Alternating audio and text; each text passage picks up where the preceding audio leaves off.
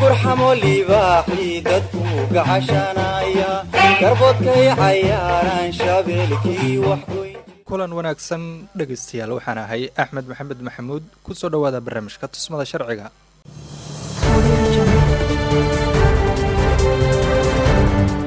toddobaadka iyo barnaamijka tusmada sharciga wuxuu ku saabsan yahay garsoorka dib u heshiisiinta iyo garsoorka ciqaabta. mowduucan wuxuu diiradda saarayaa waa maxay waxyaabaha ay ku kala duwan yihiin garsoorka dib u heshiisiinta iyo garsoorka ciqaabta, sidee la isugu dheelitiri karaa kaalinta dowladda iyo midda bulshada ee la dagaalanka dulmiga iyo faldambiyeedyada guud. martida barnaamijka waa Cabdiweli Cabdulaahi Maxamed.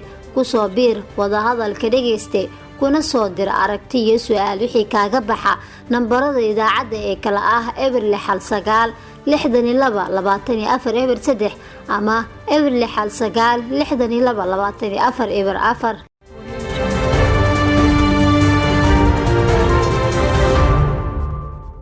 tusmada sharciga waa barnaamij awoodsiin iyo horumarinba u ah bahda jecel dhiganaysana cilmiga sharciga iyo qaanuunka. su'aalo ma ka qabtaa dhanka sharciga iyo cadaaladda? dhib ma kala kulanta helitaanka cadaalad adigoo sharciga maray? ma jeclaan lahayd in lagaa caawiyo ama lagala taliyo? haddii ay jawaabtu tahay haa, fadlan nagala soo xiriir nambarkan gaaban 2233 oo bilaash ah, kaasoo diyaar kuugu ah xarunta kaalmo sharciyeedka ee jaamacadda Muqdisho. waxaa istuudiyaha nagula sugan oo barnaamijka nagala qaybgalaya Sucaad Yuusuf Maxamed, Ilyaas Maxamuud Axmed iyo Nasra Cumar Gaabow. dhegeystayaasha la socda barnaamijka si toos ah ayay qadadka u soo wici karaan iyagoo soo wacaya lambarada idaacadda. markan mowduuceena ayaan u gudagalaynaa. sida hordhaca aad ku maqasheen, waxaan ka hadlaynaa garsoorka dib u heshiisiinta iyo garsoorka ciqaabta. waxaa istuudiyaha nagula sugan Cabdiweli Cabdulaahi oo markaa mowduucan inoo kala dhigdhigi doona. soo dhowo marka hore, kusoo dhow istuudiyaha iyo idaacaddaba. bismillaah, waa dhawa. waan kaaga mahad celinaynaa waqtigaaga. haddii aan usii gudagalno, waa ciwaano isa saaran mowduuceenu. marka ugu horeysa, waa maxay waxyaabaha ay ku kala duwan yihiin garsoorka dib u heshiisiinta iyo garsoorka ciqaabta? bismillaah, alxamdulilah rabbil caalamiin, uma salaatu wasalaamu calaa ashrafil mursaliin sayidina muxamedin wacalaa aalihi wasaxbihi wasallam. ama bacd, fursad aada qiimo u leh oo raadi wehmirna siisay inaan u faa'iidaysano si bulshada loogu faahfaahiyo mowduucaas. garsoorka dib u heshiisiinta iyo garsoorka ciqaabtu waa laba farqi ama laba arin oo kala waaweyn waaye. semberina waxaa horeeya garsoorka dib u heshiisiinta ayaa awlowiyaad ah. garsoorka dib u heshiisiintu waa heshiis dhexmaro laba qof iyo wixii ka badan ah, doodii dhex taagan tahay. mar walba arinta ayaga dhex taalla iyo khilaafaadkana si ay ugu xalliyaan, ayagoo qof walba qofka kale uu kasoo degayo dooda dhexdooda ah,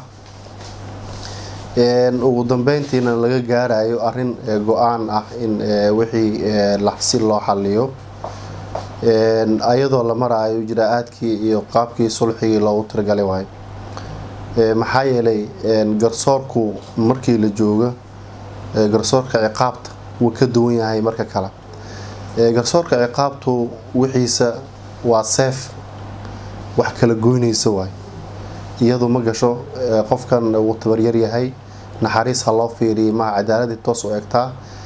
xaqa markii ninkii mudda calayhi maxkamadii la yimaado way ku kala baxayaan, ama kanay raaci gart ama kanay raaci.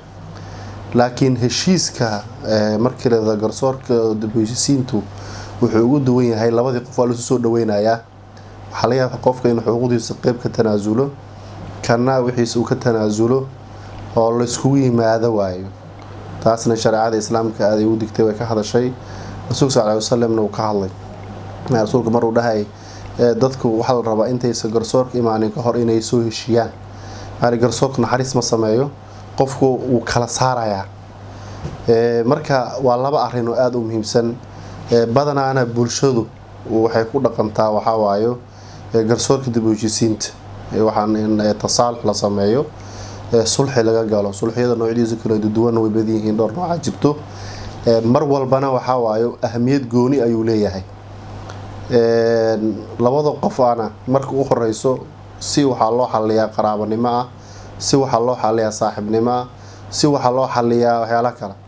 xataa mararka qaar maxkamadda garsoorka ciqaabta markii wax shay la keeno ama garsoorka tooska markii wax la keeno waxa laga yaabaa in la yiraahdo bal sulxi ha laga galo, sida dacwooyinka markay ku saabsan yihiin family law la yiraahdo ama al-ahwaal shakhsiya luqada carabiga la yiraahdo.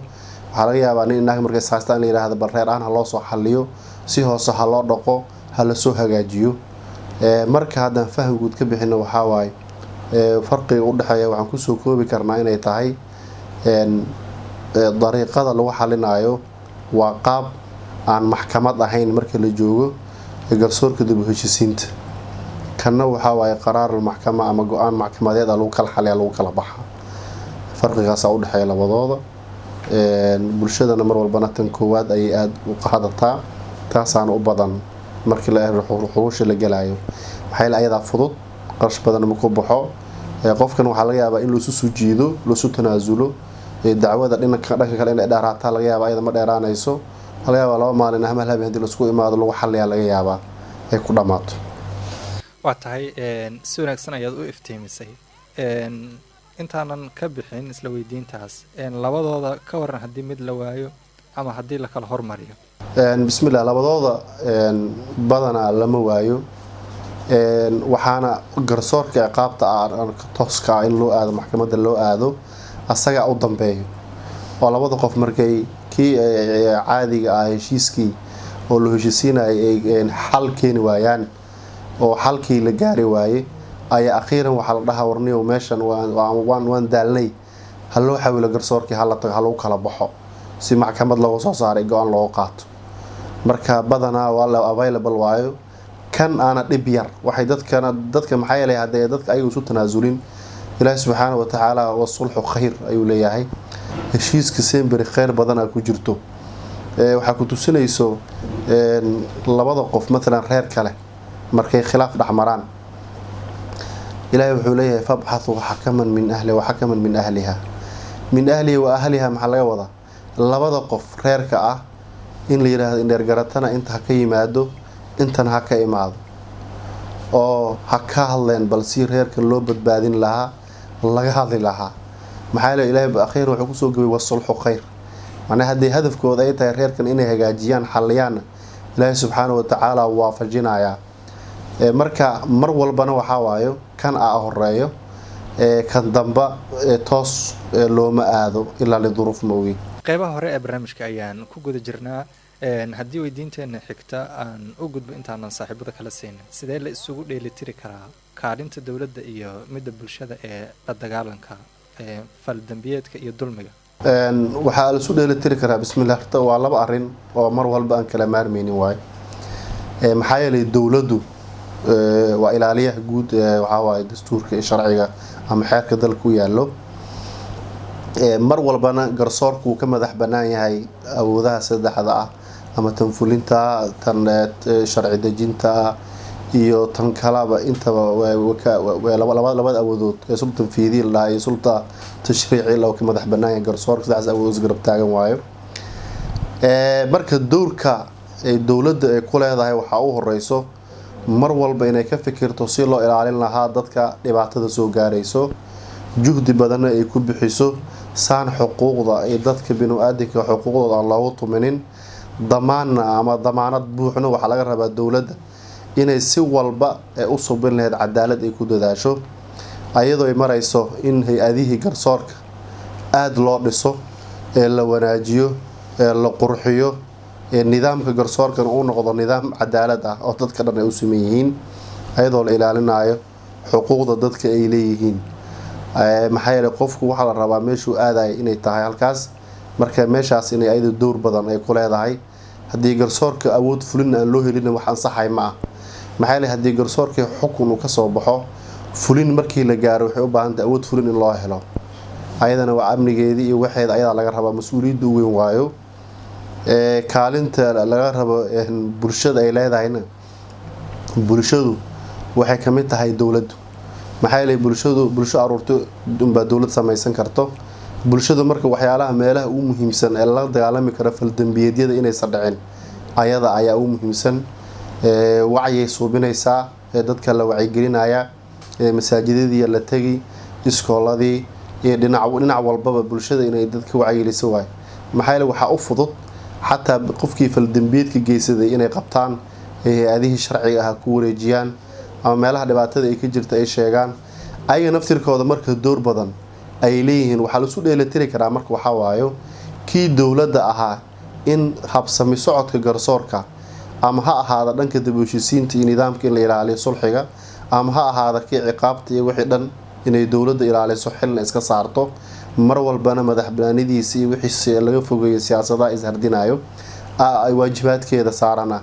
bulshadana waa inay khuduucaan arrintaasi, doorkooda iyo kaalintii laga rabay muhiimsanna inay sameeyaan waa waajib saaran waa ayaga. maxaa yeelay dowladda keli wax ma qaban karto. bulshadu waxaa waaye amniga iyo dambiyada dhacayo iyo faldambiyada in laga hortago qaybta ugu muhiimsan ayaga ayaa qaadanayo, si loo wada badbaadiyo, danganaansho guud loo helo, garsoorkiina uu u helo jawi oo ku habboon, si qofkii faldambiyeedkii loo soo qabto, ciqaabtii uu lahaa iyo jidkii uu lahaana la mariyo waa la rabaa. taasina waa waxyaalaha mar walbaba dhanka iclaamaadka iyo bulshada meel walba laga hadlaayo oo la sheega waay inay bulshada ka qayb qaataan dhankaas waay. marka intaasaa u dhexeyn karta.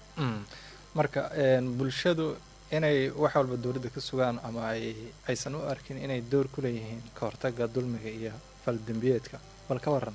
arrimahaas way jiraan oo nasiib darro waayo. dadku waxay aaminsan yihiinba amniga wax dhan inay u xil saaran tahay dowladda. dowladdu way u xil saaranta waa sax, laakiin dowladda garabsiin rabtaa. meesha dowladda ka jirto maalan ciddii meesha mas-uulka ee mas-uuliyiidka ah, dadku xaafadaha iyo kulli waxay u baahan yihiin in dadka dhibaatada wado maalan faldambiyeedka, dadaa laamiyada wasaq kusoo shubo aragtay in la sheego. dadaa waxaa jiro dhibaatada waxay ku hayaan dariska, dadaa waxaa jiro waxay dhibaato ku hayaan guryaha jabsanayaan, dadaa waxaa laga yaabaa inay dhibaato ay ku hayaan bulshada jidadkii la mari lahaa, qaar alaamiyadii jidadkii iska cariirsaday. waxaa dhan haddii la yidhahdo wargelo la yidhaahdo war annagu nin noolaanaan rabnaa, dad noqonaan rabnaa, aan xallina waxeena, wixii sulxi lagu dhammeyn karan lagu dhammeeyo, wixii ka baxsan ayagana gacantii ka saraysay ay u dhiibaan ama ay kala hadlaan ay fiican tahay. maxaa yeelay markii la iskaashto yuu amnigu xalismi karaa. markii la fiiriyo dhanka bulshada waay si maxaa yeelay akhlaaqiyaadka bulshada loo ilaaliyana waa waajibaad saaran bulshada dhexdeeda waayo. mar walba ee bulshadu waa sidii yaanyada oo kale. hadday yaanyadii basasha iyo hadday halaawaan way urayaan, wayna fashilmayaan. bulshadu markay hagaajinayna wax noqonaysaa wax qurux badan. marka door laxaad leh ayay ku leedahay markii la ogaay ka hortaga faldambiyeedka la rabo in laga hortago. mar walbana waa laga hortagi karaa, door laxaadna way ku leeyihiin, waajibna waa ka saaran yahay. saaxiibayaal waxaad la socotaan barnaamijkeeni tusmada sharciga dhanka iyo weydiimaha ayaan ku guda jirnaa. haddii aan usii gudubno qaybta inoo sii xigtaa, maxay tahay kaalinta garsoorka ee ku aadan xalinta ciilqabka iyo dhayidda boogaha? bismillaah alxamdulilah rabbilcaalamiin. waa arrin aada u fiican waayo. si loo ilaaliyo marka kaalinta garsoorka dadka ciilka qabo. ciilka maxaa keenayo? waxaa keenayo garsoorku haddaan cadaalad uusan lahayn dadku meelay ku ciilbaxaan mala. waxaa la yidhaahdaa masaajidka hadday qaylo kasoo yeerto intee la aada. masaajidku waa meesha qofku uu cararo. haddii meeshii masaajidka ay ka imaato qaylo ka timaado, meel la aada lama yaqaano. marka garsoorkii cadaaladda laga filaayay hadduu cadaalad darro ku dhacdo, waxaa imaanayso qofka mar walba ciil inuusan ka bogsanin, ciilqab uu ahaado. si marka kaalinta garsoorka u qaato in la xaliyo ciilqabka dadka bulshada ah ee garsoorka u imaanayo, waxaa laga rabaa mar walba shaqada u horeyso kow oo laga rabo waxay tahay waxaa waayo hay-adaha garsoorka ka shaqeeyo kow horta in cadaalad inay ku shaqeeyaan in la xaqiijiyaa la rabaa. wax taxqiiq alcadaala wax la yiraahdo. meesha wadaysa cadaalad yaalin oo dadkii la maaweelini oo laga yaabo kiis inuu 10 bari 5 bari inta la haayo oo qofku marka dambe iska sabro, ayadana dhibaatooyin ay leedahay waayo. waxaa la rabaa marka hay-adaha garsoorka waxaa laga rabaa ciqaabtii ku habooneed inay mariyaan. arrimaha keeno dadku ciilqabka inay ku jiraan waxaa u horeeyay kow cadaalad darro, laba wixii loo xukumo xataa fulin. dad waxaa arkaysaa laleeyahay waxaa la ii xukumay bishii lasoo dhaafayay 10keeda ama 5teedii arrin la ii xukumay, fulinteedii aan hadda muddo intaasoo bilood aan daba taagnayn waysana. marka waxyaalaha intarkeeda ciilqabka keenayo waayo. marka waxay u baahan yihiin bulshada mar walba inay helaan laba arrin. kow madax banaanida garsoorka uu leeyahay, laba cadaalada garsoorka inuu leeyahay, saddex in ciqaabtii ku habooneed la mariyo qof walba ee faldambiyeedka galo si looga hortago inaan lagu tuminin xuquuqda shacabka ay leeyihiin iyo dadku ay leeyihiin. maxaa yeelay dadku dowladda ayaa mas-uuliyad ka saaran inay ilaalisaa laga rabaa. sida ayaga waajibaad u saaran ayagana waxay leeyihiin xuquuq ay leeyihiin. xuquuqdoodana waa inay helaan cadaalad, waa inay helaan meel ay cadaalad ku kala baxaan inay helaan. waa wax arrin mar walba loo baahsan yahay waayo. dadka mas-uuliyiinta ka shaqeeya hay-adaha garsoorkana mar walba waxa inay ka fikiraan waayo waajibaadka u horeeya saaran inay tahay ilaalinta xuquuqda shacabka uu leeyahay ee ayaga maamulaan ee muwaadiniinta. maxaa yeelay qofka xaq wuxuu u leeyahay inuu codsigiisa ama rabitaankiisa garsoorka u aado oo dhibaatada sheeganayana oo si cadaalad ah u horgeysan karo maxkamadiisa. markuu helana cadaalad lagu xukumo. hadduu gar daryahana laga qabto bulshada, hadduu asaga gar leeyahana gartiisa la siiyo, xuquuqda oo lahaana loo fuliyo hadduu xuquuq helo, hadduuna xuquuq lahayna laga qabta la rabaa. marka mas-uuliyadaas marka waa mas-uuliya mar walba laga rabo qofku inuu ogaado inay mas-uuliyadda asaga ay waajib ku tahay. laakiin haddii hay-adihii garsoorka ka shaqeynayay madax banaani aysan lahayn wax ma qaban karaan. haddii garsoorka intarkiisa madax banaan u lahayn waxba kama qaban karaan. hadday yihiin matalan lacag qofku cabsanayo uu leeyahay haddaa kiiskan gasho waa lagu dil ama dhibaato waayo, asagana wax ma qaban karo qofku.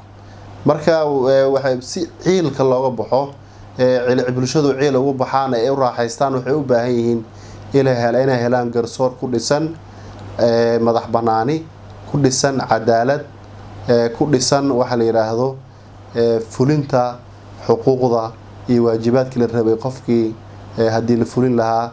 maxaa yeelay tanfiid aljabriga meelaha ugu muhiimsan waaye marka wax fulin awoodda fulinta. matalan haddii wax la xukumo wax kuu fuli aada wayso dhibaatay leedahay.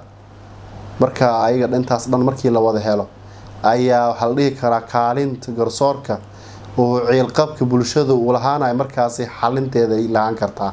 inta ka horeysa bulshada waxay noqonaysaa bulsho dhibaataysan, mar walbana la daala dhacayso cadaalad darrada, dhibaato mar walbana haysata ay noqonaysaa. iyadana wax fiican ma aha. waxay noqonaysaa kullukum raacin mas-uuliyatun can raciyatihi, mas-uuliyaddii lagu saaray dayacday. aakhirana waa la su-aalaha, adduunkan waa la isku ciqaabayaa. maxaa yeelay waajibaad aad lahayd aad ka gaabisay. waajibaadka ka gaabisana waxaa waaye shuruucda iyo xeerarka dalka uu leeyahay dhigaayo ayadaan loo marayaa. waa tahay markan waxaan eegaynaa dhanka iyo ka qaybgalayaasha. waxaan soo dhaweynayaa Nasro Cumar. soo dhowow su-aashaada iyo aragti haddaad qabtaba. waa dhawahay magacay waa Nasro Cumar Gaawo. waxaa weydiina qareenka waalidiinta kaalin nooce ayay ku leeyihiin la dagaalanka dulmiga iyo faldambiyeedka guud. waa su-aal aada u muhiimsan Nasro, jazakallahu khayran jazaa. mowduucaas aan ka hadlaynayba halbeegyada ugu muhiimsan aan rabnay inaan ka hadalnay ahayd. su-aal aada u habboon weyn weydiisay. waalidiintu in laga hortago matalan dhibaatada iyo la dagaalanka dulmiga iyo faldambiyeedadu door xoog leh ay ku leeyihiin marka loo eego ka hortagga faldambiyeedada. maxaa yeelay waalidiintu ama qoysku waa gundhaga waxaa waaye bulshada ay leedahay waay. bulshadu waxay kasoo bilaabataa aasaaska u hooseeya waxaa waaye waa guri kasoo bilaabdaa. guriga lagu daray guri kale lagu sii daray guryo ayaa waxay noqdeen bulshay noqdeen. marka kaalintii haddaan sheegaynay bulshadu markii hoos loo sii gala kaalinta ugu muhiimsan waxaa qayb qaadanayo waalidiinta. kow waxay sameynayaan waxa la yiraahdo dhisidda akhlaaqda ee caruurtooda. ana ilaahay wuxuu leeyahay naftiina iyo caruurtiina waxaa ka badbaadaysaa naar ka badbaadiya. markaas lagu badbaadinaya waxa lagu badbaadinaya waxay tahay waalidiintu inay xil iska saaraan waxa uu horeeyo oo ah kow tarbiyada caruurta la tarbiyeeyo.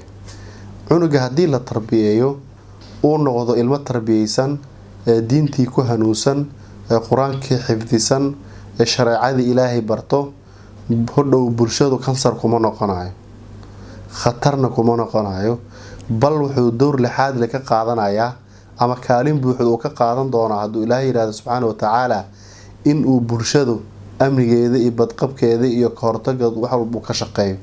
ilan waa u tarbiyeysan yahay waay. marka door weyn ay ku leeyihiin. waxaa kamid in ilmaha wax la baro, iskooladii la geeyo, kii adduunya kii aakhira intaba wada bartaan, maadi iyo mid labadaba ay bartaan aad ayaa la rabaa. hodhow matalan tusaale ilmaha aan wax baranin waalidku aan juhdi dheer dadaal aan gelin laamiyaday fadhiyaan, waa tuug tooriye wataa, wuxuu gelinayaa, wuxuu dhacayaa, fasahaadii iyo dulmigii dhibaatadiina wuu ka shaqeynayaa, ayagaana ugu khatarsan. marka waalidiintu marka waxaa laga rabaa inay ilaahay uga cabsadaan caruurtooda, maadaama mas-uuliyad ilaahay subxaana watacaala uu ka saaray caruurta, waajibna ay tahay inay caruurtaas koriyaan, ay tarbeeyaan, inay ogaadaan bulshadu ilmaha ay kusoo kordhinayaan inay waajib ka saaran yahay. hadday tarbeeyaan ay hagaajiyaan ay noqonayso bulsho wada tarbiyeysan, akhlaaq leh, diin leh, badbaado leh, oona bulsho hodhow dambiyada iyo faldambiyeedyada aanan ku badnayn ay noqonayaan ama aaba ka jirinba. laakiin haddii bulshada ilmaha aad kusoo fasaxdo oodan wax baranin, mas-uuliyadda ilaahi subxaana watacaala uu kaa saaray caruurtana aad dayacdo, hodhow waxaad khatar ku tahay bulshada. waxaa la keenayaa kansar fara badan oo ku ah bulshada hodhow oo door ka qaato inuu faafo dulmiga iyo dambiyada mar walba faafay keenaysaa. waxyaala u badana kuwaas waay. marka door lixaad le ayay ku leeyihiin mar walba kaalinta. iyagu haddaysan ahayna bulshadu qiimo lahaan lahayn. maxaa qoys ala qoyskii ka wanaagsan, qoysas wanaagsan hadday xaafada geyn, matalan waxaad arkaysaa xaafadaas reerkeeda oo dhan waa reer wada wanaagsan.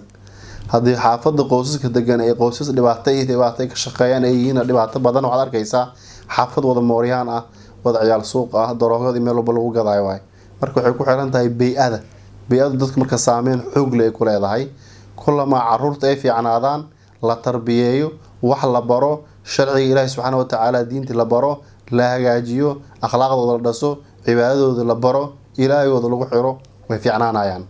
qaybta ka qaybgalayaasha ayaan ku guda jirnaa. markan Ilyaas maxamuud axmed oo istuudiyahan ugula sugan ayaan soo dhaweynaya si weydiintiisa uu u weydiiyo gariiqaanka. aada umahadsan tahay wariyaha iyo qariinka iyo isku dabaridka. aada umahadsantihiin. qariinka waxaa weydiinaya cabdiweli cabdulaahi, ma jirtaa arrimo aan lagu xali karin taxkiimka ama xalinta dadban?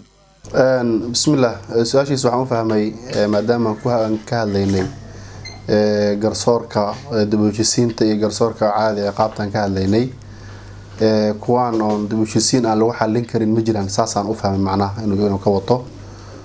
su-aashaas hadda ka hor mar barnaamij aan sheegayn waan ka jawaabnay. way jiraan, waxaa jiro arrimo oo sharciga unuusan ogolayn mar walba in lagu xaliyo waxa la yidhaahdo dib-u-heshisiinta iyo waxyaalahaas aan lagu xalinin oo toos in garsoorka loo aada ay tahay ayaa jiro.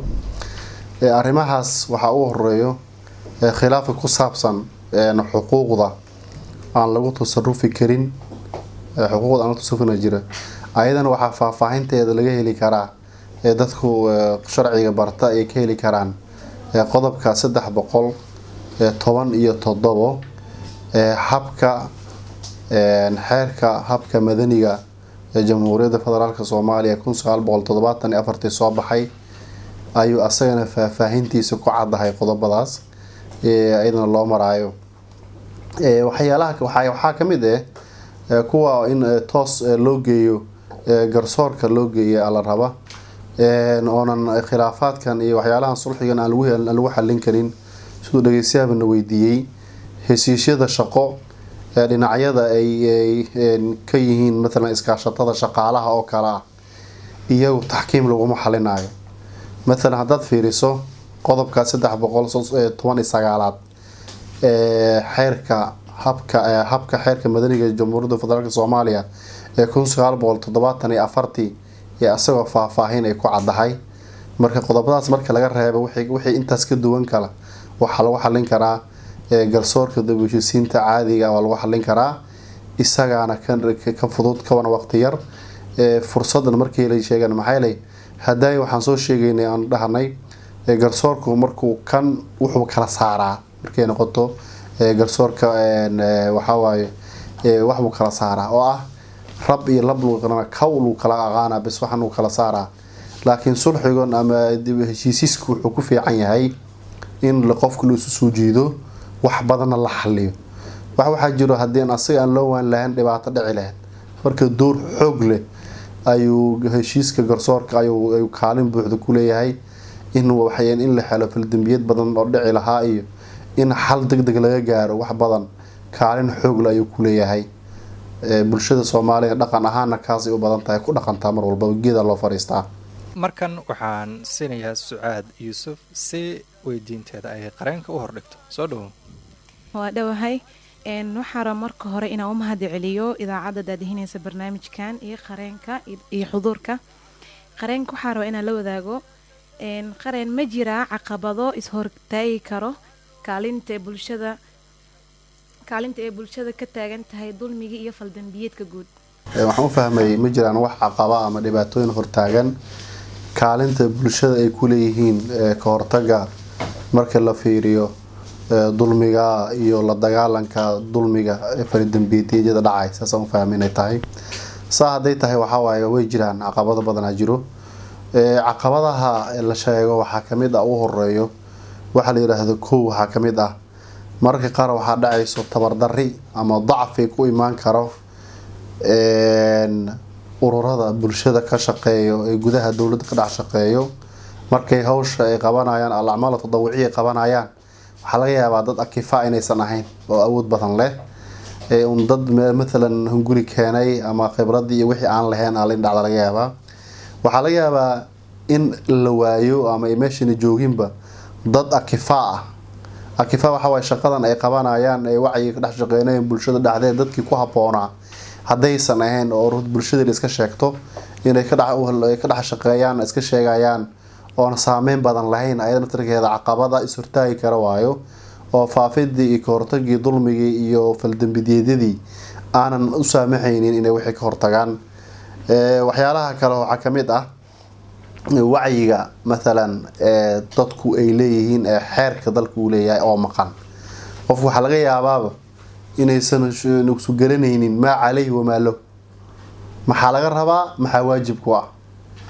ayadana marka waa meesha u badan waayo hadii jiraan dad badan weyna jiraan oon fahansaneen oo qaafilin ka ah oon wacyi badan u lahayn hawsha sharciga dalka uu leeyahay shuruucda u taalaan garanaynin naftirkooda dowrka bulshada ay lahaanaysa way yaraanaysa maba balance uma aha waxa laga rabay waxaan laga rabay ma kala garanayaan waxa saaran iyo waxa xuquuq ay leeyihiin ma kala garanayaan iyadoo marka hadii bulshadu waxa la rabaa inay xeerarka ay leeyihiin ee sharciga dalkooda uu leeyahay inay bartaan akhristaan laga rabo dadka loo dhigo iskoolada jaamacadaha ku bartaan la rabaa ay ogaadaan maxay qofka haduu Ilaahay subhanahu wa ta'ala mas'uuliyadda u saaray una garanaynin iyo waajibaadka asaga uu leeyahay si garan ee is dhaxyaacdo ma controli kala inuu ciqaab iyo faldambiyeed wax dhacayo qiimadkiisa kuma laho tiisu fiiranaya simbar oo aratay marka xaafadaha la jooga waxaad arkaysaa mesela hadda magaalada waxa u badan waxyaalaha tuugada ay ku dhumata kamid ah garoobyada geedaha baxay waxaad arkaysaa meelo bohol laga qoday waxaas dhan tuugada kaalmeeyaan haddaad dhahdo warkaalaya waxaan iska gurno geedahan aan samayno waxa leeyahay anigu ma gudoomiyaha degmada aniga degmada lacag ka qaataa aniga gurigeedan suubsana hortiisa macnaheedu wacyiga inay dowr ay ku leeyihiin bulshadu deganaanshaha iyo laga rabo waajibaadka ka saaran deegaanku ma garanayaan sidaas wuxuu aaminsan yahay gurigiisa ilmihiisa oo kaliya waxa laga yaabaa gurigiisa laba taaka meel uu jirto inuu cala garoob xirtay oo laga yaabaa habeen walba dadkii lagu dhacay oo tuugada loo galo meelaha tuugada habeenkii galaan oo faldambiyeedyada ka dhashaan wax u badan meelaha lagu gabado waa lagu soo galaa wadada tuugada iyo waxaan qashimadan aan iska jarno waxa la maxaa iga galay aniga maaliga haddaad dhahdo aan kaa jaro ood lacag ku bixisan waxay leeyihin qandaraaska soo qaadatay wax naga sii qandaraaska soo qaadatay wax naga sii lagu leeyahay oo aad asxaanka daa usoo bisa xataa ma ogi marka mas-uuliyaddii ka saaran deegaanka iyo bulshada ka saaran ayuusan garanaynin wacyi-la-aanta marka dhibaatooyin iyo broblem is hor istaagayo oo caqabadana ku ah inay bulshada door ka qaadato si looga hortago kaalin ay ku yeelato la dagaalanka dulmiga iyo faldambiyeedka ayay kamid tahay ugu dambeyntii waxaa laga yaabaa inay jirin in la waayo dadaalo fara badan oo dhanka waxbarashada ah maalan hay-adaha kheyr nidaamiga aan ahayn in dadkan wax la barin dadka wax la baro maalan dadka waaweynka wax loo dhigo wacyi la baro dadka la baro la yiraahdo maa waajibaka naxwa al-ardi waajibka saar dhulka waa maxay dhulka xuquuqa laga saaray dhulka macna waajibaada ka saaran adina xuquuqa leedahay maxay yihiin dhankaas ayagana haday jiraan muassasaadkaas iyo waxaas oo ka shaqeynaysa sember in la dejiyo siyaasad ku haboon dadka si loo horumarin lahaa loona tarbiyeen lahaa مثلا إلا سوبي مراكز خدمة المجتمع بالشدة اللي هو أذيعه وحلو برايو لتذكر لسلسلة واجبات كأيها صارا الله يقرب إن الدولة كسوينين إما هاز مركي هدي أنت سلوايو وحايمان يسا عكس جيدا وحاوا يدول مجا اللي بعد هذا مرن مستاجيسو لكن هدي أنت سلهلي لها وحيمان هدي له لدد أكفاءة هدي له لدد مؤهل واه هدي له لدد وعي له هدي له لدد مركنو مال مراكز فضل الله صوف بيو waxay noqon lahayd dulmiga iyo dhibaatada iyo faldambiyeedka inay yaraadaan laakiin haddii la waayana waxay noqonaysaa inay meeshii ay ahaadaan ay joogaan marka waxyaalaha ay saameyn ay leedahay ka mid tahay waa tahay markan weydiimahayna kale ayaan dib ugu laabanaynaa markan aan eegno waa maxay dowrka xarumaha kaalmo sharciyeedka ee dib u heshiisiinta iyo dhexdhexaadinta dadka wax kala tabanaya si ay bulshada ugu wada noolaadaan nabad bismillah waa su-aal aada u muhiimsan door weyn ay ku leeyihiin xarumaha kaalmo sharciyeedka ka shaqeeyo mar walba si bulshadu ay u noqoto bulsho wada nabad ku wada joogto maxaa yeelay waxyaalaha aada u muhiimsan ay qabtaan waxaa kamid ah dhib hadduu dhaco xarumaha kaalmo sharciyeedka maalan waa lasoo wacaa maalan markii lasoo waco la yihahdo kiiskaasaa jiro kiisku talo ay ka bixiyaan talada ay ka bixiyaan waxaa waayo tala oo laga fiirsaday ee dad khubaro ah ee mar walba ay bixinayaan oo qofkii dhibanihii la tusinayo meeshuu aadi lahaa dhabihii loo sharciga loo sheego maalan la yidhaahdo warkow marka hore waxaan dagaal wax ma taraa in sulxi lagu hagaajiyo sulxigu faa-iidada uu leeyahayna kaalinta u badan ayaga ayaa ka qeyb qaato mar walbana juhdi xoog badan ay ku bixiyaan kiisas badan ay xaliyeen ay jirto waxaa jirto qoysas fara badan oo isfuri lahaa ama kala tegi lahaa ilmo badan oo meesha dhibaato kusoo gaari lahayd ay xaliyeen ay jirto way xaliyaan marka qaar ayaga ayaa kaalin ku lahaado si daaragtay u galaan inay xaliyaan hadday maalan tala u helaan waxay siiyaan dhabihii sharciga ahaa ku haboon ay aadayaan maxkamad hebel aad degmo hebel aad xuquuqda saanyeel talooyin أولويات فقه الأولويات وحلا استعمالانه سيدي وحو كلا كريان مر البطالات أي سيان ودنبين وحلاقيها حتى إن يجيران قوسوس صبال أنا قرين قبسن كرين أنا دفاعان كرين حقوق ضدي يوحي لهايين لبنيالنا هاو بدلين دادك بركة عياشة يميلها دادك تباليسان تبرتر جوغان مرك waxay u sameeyaan qareen ay u qabtaan way u doodaan wax badan ayay qabteen marka ala fiirin karaa مثلا كلمة شرعية حفيز كهذا مثلا كلمة شرعية ده كشقيو توصل هذا نص وقاضي مثلا جامعة المقدسة حفيز كشقيو كلا كلمة شرعية ضد بدن يا إلهي كبد بادي ده واحد جري حبس لو إسكجي جري أو صاب ونقط إنك صار حصاران أو قفك حقوق دي سهلة ده واحد جري دم بلو مصابتي أو مال إسكجي حرنا أو أنت قضاضين جهد قرين أو قبتين أود ويلا إنه صوص هاران marka dambe ay soo saareen qofkii intuu xafiiskooda imaad u mahad celinay leeyahay lowla antum hadaydan ahaan lahayn maanta meeshan ma soo joogi lahayn marka door badan ay ku qaataan meel bulshadan say u joogto oo hada bulsho nabadeed loo helan waxay u baahan tahay xarumaha noocaas oo kale in loo badiyo doorkooda ay laba laabaan waayo kaalin xoog leh marka ay kaga jiraan markii loo fiigo dib u heshiisiinta iyo in garsoorka si lagu xaliyo si oo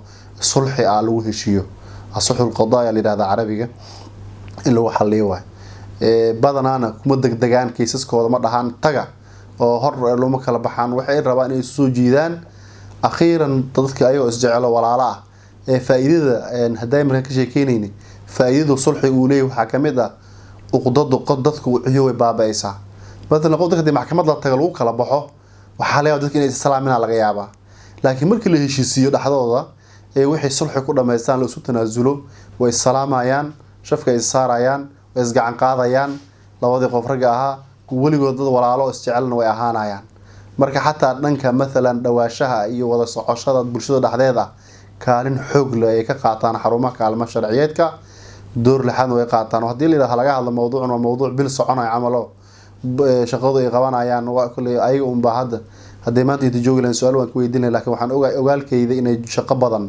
ee bulshada u haayaan ayna qabtaan jazakumullahu khayran waxa waa dadaalkoodana inay laba jibaaraan waa tahay haddii aan eegno dhanka goobaha waxbarashada kaalin nooce ah ay xarumaha waxbarashada ku leeyihiin ka hortagga falalka dambiyada bismillah kaalin xoog leh ay ku leeyihiin markaad fiiriso sida haddaan soo sheekeynayna bulshada iyo qoysaska ay kaalinta ugu lahaayeen in la eg ay ugu leeyihiin maxay leeyahay hadda caruurta markii iskoolada la geeyo nin walba ilmihiisa dugsigu geeyaa iskoolku geeyaa meeshii goobii waxbarashada la geeyaa macallimiinta iskoolka dhigto waxay ku xiran tahay hadba siday ula taxaamulaan ardayda akhlaaqiyaadkooda iyo wacyigooda iyo bulshadooda ay ku xiran tahay hodhow la dagaalankooda iyo badbaadadooda iyo amnigooda ay ku xiran tahay iskoolada haddii yihiin iskoolo dadka tarbiyeynayo waajibaadkii loo xil saharayna ay tahay in ilaahi subxaana watacaala uga cabsadaan ilmahan loo dhiibayna ay waajib ka soo baxaan si saa wax u baraan waxbarashadoodii qur-aan hadday tahay mid maadi hadday tahay hadday cilmi tahay intaba ay juhdi geliyaan wadhow waxaa soo baxaa ilmo namuudije akhlaaq leh qiimo leh bulshadu sida qoysku soo saarayo hadduu qoyskii ilmo fiican soo saaro ilaan qoysku meeshuu geynayo waa muasasaadka tacliinta waayo muasasaadka tacliimta marka waxaa waaye doorka ugu muhiimsan ay leeyihiin bulshadu macnaha waxaa la dhihi karaa waxaa waaye waa centralka meesha ugu dhaxa waayo ilmahan la keenayaan ayaa lagu aaminay ilmahan dhow bulshada aadi lahaana waxay bulshada la aadi lahaayeen oo dhaqan ana ayaa laga rabaa inay aadaan ayaa laga rabaa marka door laxaad leh ay muasasaadka ku leeyihiin saa daraadeed wadamada maanta horumaray wadamada muasasaadkooda tacliimiga aada u sareeyo aada loo ilaaliyo ilmaha la dhiso maskixiyan laga dhiso horumar badan iyo bulshadaasi leedahay muasasaadka daciifka ah oo dan leh fiirsanay gaar ah aan ilmaha danaynin ee danaystayaasha ahna waxa dhow waxa dhalanayo ilmo aanan qiimo lahayn aanan wax ahayn dhalanayo dhibaatana bulshada dhow khatarna ay ku tahay cudurro badan iyo fara badan cudurkan caadi qofka dilaya waxa ka xun cudurka kale ee qofka bini'aadamka ku dhacay ee ah qofka akhlaaqdiisa halaawdo walaal haday halaawdo ilaan qofka kansar ku dhaco ama wax ku dhaco waa dhimana laakiin kan ma dhimana cabaaru jooga bulshada wuxuu dhex joogaa cudur faafinaya mar walbana dhibaatooyin ayuu dhex taagan yahay bulshada markaan ayadana waxay u baahan tahay in laga taxadiro xoog la iska saaro muasasaadkana mar walba waxa loo baahan yahay inay ilaahay uga cabsadaan mas-uuliyadda waalidiinta ay bulshada waxba ay saartay ah inay uga soo baxaan si saxna caruurta wax loo baro fahankeeda diintooda iyo shareecadooda la baro aanan dan gaar laga fiirsan dan caamka la fiiriya la rabaa waa tahay maadaama aan gabagabada joogno haddii aan ku siiyo wax ka yar hal daqiiqo mawduuci adigoo xasuusan dardaarankaas leedahay la wadaag bulshada bismillah jazakumullahu khayr jazaa ana ku faa'iideynaa fursadan waxaan dhihi lahaa dardaaran waxaan la dardaarmi lahaa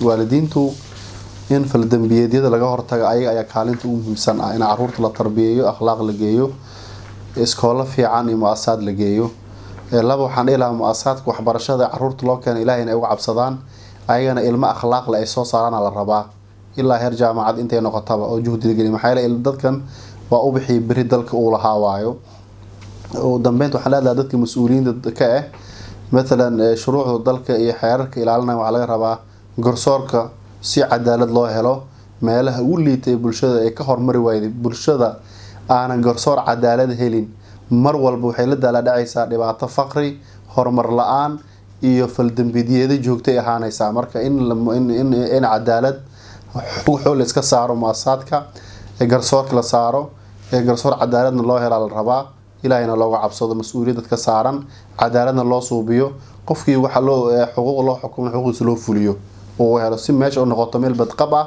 qof walba si uqdad la-aan iyo niyo xumi la-aan uu noolaan karaa la rabaa mar walba. hadda kale waxay imaanaysa inaan la soo aadin oo qof walba ciil uu la dhintay noqonaysaa meel uu la fadhiyo. intaa ayaan saaxiibayaal kusoo gabagabeyneynaa barnaamijka tusmada sharciga. waxaa marti inagu ahaa qareen cabdiweli cabdulaahi maxamed. waxaa nagala qayb galay saaxiibada kale ah sucaad yuusuf, ilyaas maxamuud, nasre cumar. intaan mar kale hawada ku kulmi doona sidaa iyo nabadgelyo. ma gurxamo libaaxii dadku gacashanaya garboodkay cayaaraan shabeelkii wax